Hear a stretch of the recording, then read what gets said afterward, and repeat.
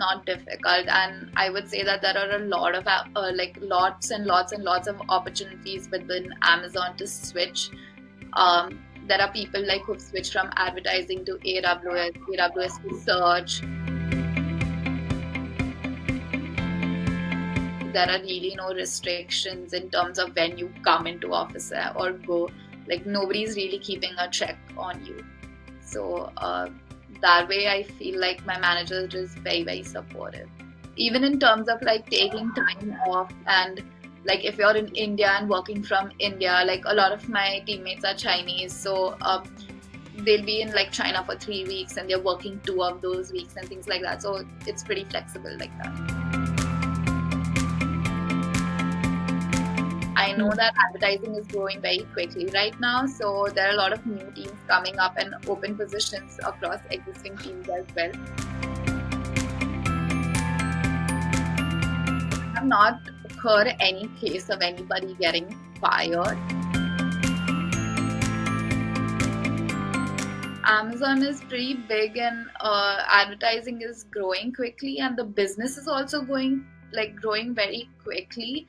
So to be able to work on those new things and kind of work on larger projects that have more impact,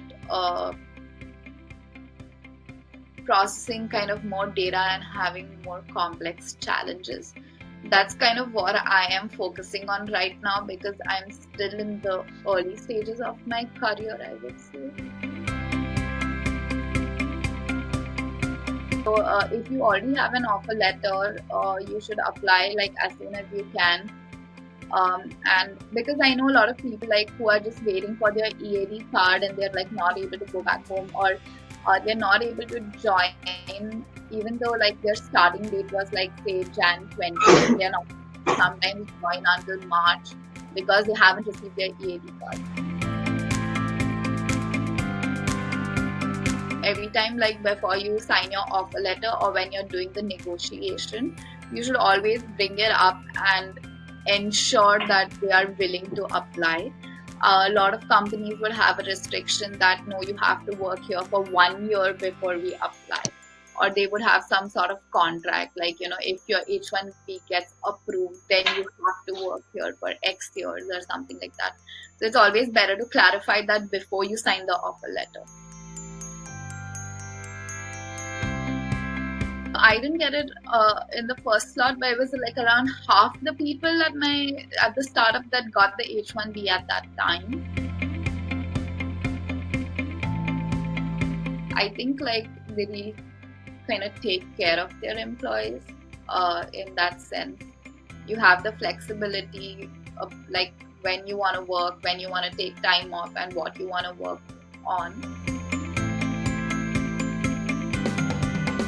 It was difficult. I think like people don't realize, like they be like, oh, like going abroad, it's like very cool, very fun, but it's not that easy. But it's worth it.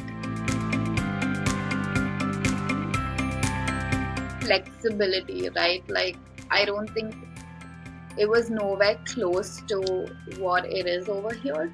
But again, that was also 6 years ago. I have a lot of friends who are working in tech in India, and there are definitely a lot of exciting things that people are working on there. But I think it really depends on what company and role you are in.